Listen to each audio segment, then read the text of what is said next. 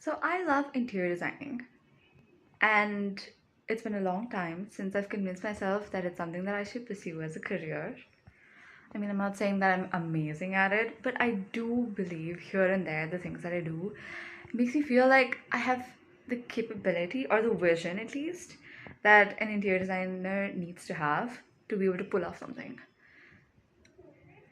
Let me show you something.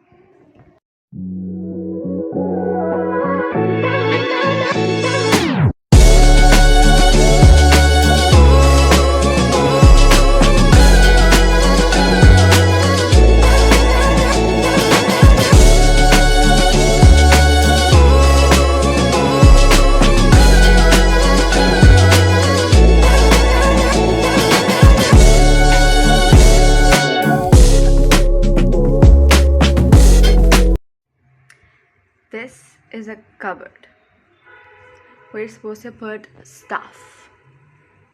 And I just so happened to be able to have something going on with my head and a burst of creativity. Not trying to be narcissistic or anything. It's not something that I think would qualify as something that you can be narcissistic by. But I do want to appreciate myself for being able to make something so cute.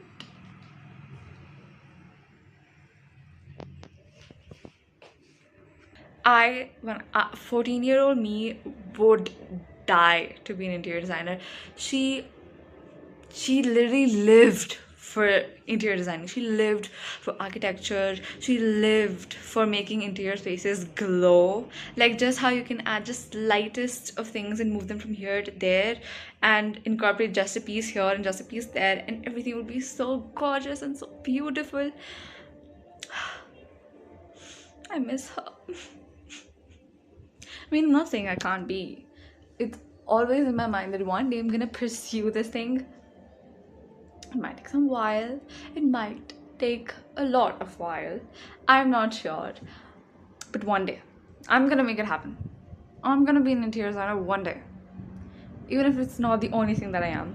Which I'm pretty sure by this time I've come to this peace with myself that I know I'm not gonna be one thing.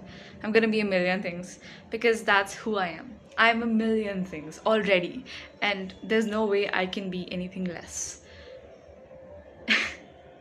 And there's no way I can be anything less. I just have a lot of passions, and I think it's just my curiosity for this world that there's so many things that are so beautiful. How can you pick one? Like, I get it.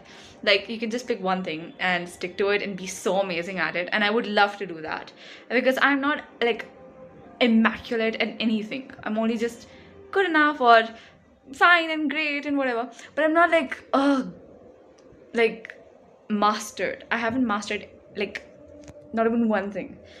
I'm literally all over the place, but I enjoy every single part of all over the place, whether it's me being interior design, me wanting to pursue interior designing, whether it's me dancing, whether it's me, I won't even count singing, I'm that bad, but whether it's painting, I'm not that great also, but it's just things that I would love to just pour my heart out with. It's also writing. I'm not great at it, but I try, and these are all things that they're little avenues of how I want to express myself, how I want to live my life. It's through these things that I live, and I cannot choose one. And maybe I'm just not the kind of person to choose one thing and be immaculate at it. But I know for a fact that if I'm doing 5 million things, I'm putting all of my heart out in all those 5 million things.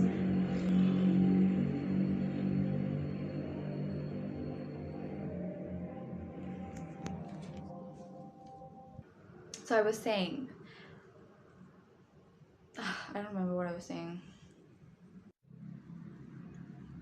But it's all to say, for one thing and only one thing, is that whatever you do it like you would dream of. Like, if you ever chose to do it as your profession, like, it's the kind of thing that you would do as a child because it was fun to do, not because You have to do it. Like when you're thinking about profession, you might think, oh, maybe I want to be a doctor, or oh, maybe I want to be an engineer, and maybe it's something creative. Maybe it's like, oh, I want to be a photographer, or whatever it is that you think you want to do in your life to pursue as your purpose or to pursue as your profession.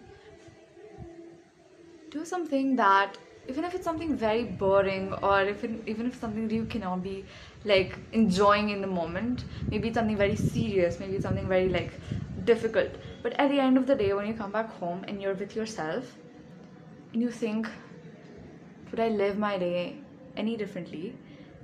And the question comes of, does my life make me happy, or am I making myself happy? Then you wouldn't have to question, oh, there's one thing in my life that is my profession, it's because of that that I cannot be happy. That should be like very clear. And it's fine to be just okay in few things in comparison to others. Life is not a competition. Whoever tells you that is literally insecure, has been taught wrongly, or has learned wrong from different sources. Life is not a competition.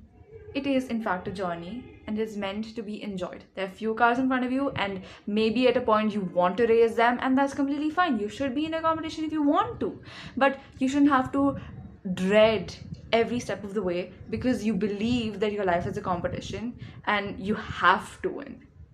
You don't have to win. You should not be in a competition with somebody who you don't even know. You cannot truly know somebody, even if like you've known them for 8, 10, since they were born, whatever. You cannot truly know them because every single person has this one this little bit of things that they just keep for themselves, and even if they want to be completely transparent, they can't. There's some sort of translucency in every person. If you believe that you can truly be in competition with somebody with regards to your life, then you're wrong, because every life is made of its own circumstances, of you, of what you choose to do with it, or what you want to do with it, of different situations that happen with the people around you. And no two lives are the same. They might appear on paper, they might be in essence, but there's always something that differentiates one from the other. And if you're not the person who's creating that difference, then there's something wrong. Okay? Coming back to your dreams. This is all to say that if you ever think that your life should be because of what others tell you to be, or that's the only life that's gonna bring happiness, how do you know? How do you know for sure that you will be happy there? I mean, if you do for sure know that you're gonna be happy there, then there's no questioning anything. But if you're only believing that it's gonna make you happy, then you're going wrong. Because if you cannot be completely honest with yourself and tell yourself at times that, okay, I get it, this makes a lot of money, this is reputable, this is reputable, this is fame, this is respect in society, this is what gives me happiness. If that's what truly gives you happiness, go ahead with it. But if at one point you know for sure that there are circumstances within that entire scenario, there's variables in that entire scenario with which you're not readily available to deal with, or you're not readily available to take up as a challenge, then again you're wrong. Because you have to. Because even if when you're being completely passionate and you're like, oh, this is my dream, I want to be a photographer, but there are variables that you're not ready to deal with, that you're not mature enough to handle, then you're nobody to give away this $1 million job just because you want to take photography, because you have passion for it. You should be able to do whatever you want with your life. You can be struggling photographer if that's all what you care for. Go ahead. I'm nobody to stop you. But it's to say that there are people around you who really love you, and there are. You might not notice, you might not care, you might take them for granted, whatever it is, but there are people who love you. And no matter how conditional or unconditional their love is, it is something that not everybody gets to have. And if you have it, you should be able to be grateful and take everything with grace, because that is what life is. That is what life is. To take things with grace. To learn how to react to certain situations even when you know that it's a curveball. How do you deal with it? It's on you. And if you can go through it with your peace of mind, with your composure, with your core beliefs intact, then you're doing something right. But if you just wanna like ramble around and play with people's feelings and not value the things that you're given so graciously, then you're getting nowhere. And this is not a reality check per se, might be for somebody. And to them, I would like to say be compassionate not just to yourself, but to the people around you, because that's something that this world lacks. But for those people who are just listening to this, because I'm sharing my passion with you, and I'm sharing how excited I am because I just put fairy lights in my cupboard, all I have to say for you is everybody in this world will be ready to tell you how your dreams are too big to pursue. They're too big to make them real. They're too big to actually realistically come into fruition. But if you can promise yourself that no matter what happens, no matter what comes your way, if you can promise yourself that you will be there for yourself because that's what matters to you, then no big is big enough. No dream is big enough. No sky is too high for you to reach. You have the world at your disposal if you choose to believe that. And I might be a little too emotional just because of these fairy lights. But what is an author with a crazy mind and an emotional heart? With that, I'm gonna leave you for today. I hope you can handle all my craziness, and thank you so much for listening. I hope that you'll take into account whatever stuck to you, and if you want to remember it properly, jot it down somewhere. At least use your notes app with all the other crazy things that's lying in there. I'm sure this one needs a place too. And if you do end up taking away something, please let me know what that was. And it's just me sharing what makes me happy, and I hope you can be a part of it too and share with me what makes you happy. And that's it.